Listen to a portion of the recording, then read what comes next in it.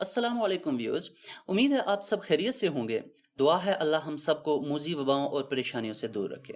दोस्तों, आज की वीडियो हमने इंतहाई दिलचस्प और उतने ही मुतनाज़ा मसले पे बनाई है, और वो ये है कि चांद कब नजर आता है। जब से होश संभाला एक ही बहस होती सुनी, चांद नजर आया या नहीं। ये चांद इतना मोटा और बड़ा है कि ये तो दूसरे दिन का चांद है। मौलवी ने हमारा रोजा या ईद खराब कर दी है। कोई इस्लामाबाद या पेशावर में बैठ के कहता है कि मैं तो सऊदिया वालों के साथ रोज़ा रखूंगा या उनसे नेक्स्ट डे रखूंगा। खुदा खुदा करके वजारत साइंस एंड टेक्नोलॉजी ने इसमें एक इनिशिएटिव लिया और मसला हल कराने की तरफ कोशिश की, लेकिन शायद उलमा अभी भी साइंस की मदद लेने को तैयार नहीं हैं और ये मसला अभी तक वैसे का वैसा ही है। एक मोहल्ले में रहने वाले दो अफराद भी मुत्तफिक नहीं।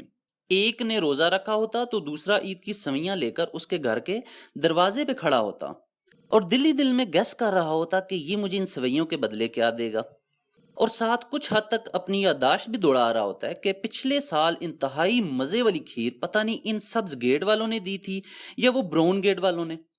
आइए आज हम थोड़ा सा देखते हैं कि चांद हमें कैसे नजर आता और चांद कैसे टाइम के साथ छोटा बड़ा होता है। उम्मीद है कि इससे हमें समझने में मदद मिलेगी कि साइंस को इस्तेमाल करके हम अपने इस मसले का हल ढूंढ सकते हैं और एक मुल्क में सारे भाई इकट्ठे होकर ईद भी कर सकते हैं। हम में से ज्यादातर को ये इल्म है कि चांद मुख्तलिफ फेजेस में से गुजरता है। इस्लामिक कैलेंडर चांद पे ही बेस करता है और दो फुल चांद के दरमियान तकरीबन 29.5 दिन का वक्त होता है। याद रखें, चांद की अपनी रोशनी नहीं होती, बल्कि जब सूरज की रोशनी चांद पे पड़ के हम तक पहुंचती है तो वो हमें रोशन नजर आता है। आपने अक्सर सुना होगा कि चांद को पैदा हुए इतना टाइम हुआ। एस्ट्रोनॉमी में चांद के पैदा होने का मतलब ये होता कि जब चांद छोटा होते होते मुकम्मल तारीक हो जाए और किसी भी तरह से जमीन से ना देखा जा सके। याद रखें, इस वक्त चांद ऐसी पोजीशन में आ जाता कि सूरज की रोशनी चांद की सरफेस पे पड़ के मुकम्मल वापस लौट जाती और हम तक नहीं पहुंचती है। ऐसे में हमें चांद नजर नहीं आता, क्योंकि ये बुनियादी साइंस का उसूल है कि हमें वो चीजें नजर आती जिन पे लाइट पड़ के हमारी आंखों तक पहुंचे। अब चूंकि चांद मुसलसल जमीन के गिर्द चक्कर लगा रहा होता है, तो चांद इस पोजीशन से मूव करता है न्यू पोजीशन की तरफ। चांद की उम्र असल में उसके मुकम्मल तारीख होने से लेकर काउंट की जाती, यानी कि चांद को मुकम्मल तारीख हुए 15 घंटे हो चुके हैं तो नए चांद की उम्र 15 घंटे है। चांद की इस मूवमेंट के दौरान एक ऐसा एंगल आता कि उस पोजीशन से चांद पे पड़ने वाली सूरज की रोशनी हम तक पहुंचना शुरू हो जाती है और हमें चांद नजर आना शुरू हो जाता है। एस्ट्रोनॉमर्स ने ये एंगल और वक्त कैलकुलेट किया है, जिसके मुताबिक एवरेज 10.5 डिग्री और उम्र 17 से 23 घंटे होनी चाहिए। याद रखें, ये एक रफ सा गैस है और मुख्तलिफ सीजन्स, दुनिया के मुख्तलिफ मुकामात और इलांगेशन एंगल के हिसाब से इस एंगल और वक्त में कमी या ज्यादती हो सकती है।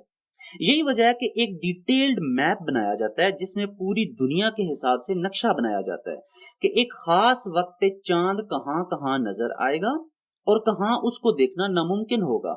चांद की उम्र से भी ज्यादा इंपॉर्टेंट फैक्टर इलांगेशन एंगल है, जो सूरज, जमीन और चांद के दरमियान बनता है, क्योंकि मुख्तलिफ सीजन जमीन के टिल्ट एक्सिस और चांद की पोजीशन के हिसाब से मुख्तलिफ उम्र में मुख्तलिफ एंगल होता है। मिसाल के तौर पे एक खास सीजन में 20 घंटे के बाद नजर आने वाला चांद हो सकता है दूसरे सीजन में 18 घंटे से नजर आना शुरू हो जाए। एक इंतहाई दिलचस्प फैक्ट की तरफ भी चलते हैं, और वो ये है कि हमें चांद की सिर्फ एक ही साइड नजर आती है। हम में से बहुत कम लोगों को ये पता होगा कि चांद जमीन के गिर्द घूमते हुए खुद अपने एक्सिस में भी उतनी ही स्पीड से घूमता है, जिससे हमेशा हमें चांद की एक ही साइड नजर आती रहती और उसकी दूसरी साइड हमसे पोशीदा है और हमें कभी नजर नहीं आई। इसका मतलब है कि बिल्कुल एक सैटेलाइट की तरह चांद की एक साइड जमीन से सिंक्रोनाइज हुई है। ऐसा भी हो सकता है कि चांद एक दिन पैदा हुआ, यानी कि बिल्कुल तारीख होने के बाद उसने सफर शुरू किया और 12 से 14 घंटे उसकी उम्र थी जब उसे एक खास मुल्क से देखने की कोशिश की गई। इस उम्र के साथ ज्यादा चांसेस हैं कि वो नजर नहीं आएगा। इसका मतलब है कि अगले दिन मगरिब टाइम उस चांद की उम्र 14 घंटे जो कि पिछले दिन थी प्लस 24 घंटे जो कि एक पूरा दिन गुजर चुका है, टोटल 38 घंटे हो चुकी होगी और वो देखने में ऐसे ही नजर आएगा जैसे दूसरे दिन का चांद है। لیکن حقیقت میں وہ پہلے دن کا ہی چاند ہے، کیونکہ پچھلے دن اس کا انسانی آنکھ سے دیکھنا ناممکن تھا، کیونکہ اس پہ پڑنے والی سورج کی روشنی انسانی آنکھوں تک نہیں پہنچ سکتی تھی۔ اب آتے ہیں کہ انسانی آنکھ نہیں دیکھ سکتی تو ٹیلیسکوپ کے ذریعے کیوں نہ دیکھ لیا جائے۔ تو ناظرین، ٹیلیسکوپ صرف اور صرف چاند کو واضح کر کے دیکھنے کے لیے ہے، جیسا کہ بادلوں کے پیچھے چاند چھپا ہے یا پھر ایئر پولوشن کی وجہ سے چاند کلیئر نہیں نظر آتا، تو ٹیلیسکوپ مدد کرتی ہے کہ ہم اسے تلاش کر سکیں۔ لیکن اگر چاند تاریک ہے اور اس پہ پڑنے والی روشنی ہم تک نہیں پہنچ رہی تو وہ ٹیلیسکوپ میں بھی نہیں نظر آئے گا، کیونکہ یہ ٹیلیسکوپ تاریک چاند نہیں دکھا سکتی، اور صرف تب ہی چاند دکھائے گی جب چاند کے اس حصے پہ روشنی پڑنا شروع ہوگی جو ہماری طرف ہے۔ دوستو، اب آتے ہیں ہم 2020 کی عید کی طرف۔ یہ میپ جو آپ کے سامنے آپ کو نظر آ رہا ہے، یہ 23 مئی 2020 کا ہے، یعنی کہ ہفتے کی شام مغرب ٹائم کا ہے۔ دوستو، اس دفعہ چاند کے پیدا ہونے کا وقت 22 مئی بروز جمعہ پاکستانی وقت کے مطابق رات 10:39 ہے، یعنی یہ وہ وقت ہے جب چاند 0 ڈگری پہ ہوگا۔ یہ وہ وقت ہوگا جب چاند مکمل تاریک ہو جائے گا اور یہاں سے اپنا سفر دوبارہ شروع کرے گا۔ اس کا مطلب یہ ہے کہ اس سے اگلے دن یعنی کہ 23 مئی بروز ہفتہ سورج غروب ہونے کے وقت چاند کی عمر 20 گھنٹوں سے زیادہ ہوگی۔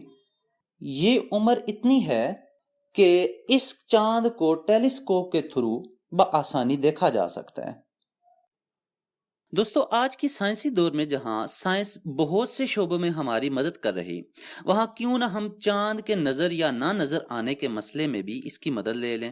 آپ کمنٹس میں ہمیں اپنی رائے سے آگاہ کریں کہ کیا ان سائنٹیفک ثبوتوں کے ہوتے ہوئے بھی ہمیں کسی انا کی لڑائی میں پڑنا چاہیے، جبکہ ہمارا اتحاد عید کی خوشیوں کو دوبالا کر سکتا ہے۔ دوستو، اگر آپ کو ہماری ویڈیو اچھی لگی تو اسے لائک کرنا مت بھولیے گا، اور اگر آپ نے ابھی تک ہمارا چینل سبسکرائب نہیں کیا تو کائنڈلی سبسکرائب کر دیں تاکہ ہم آئندہ بھی آپ تک اچھی ویڈیوز پہنچا سکیں۔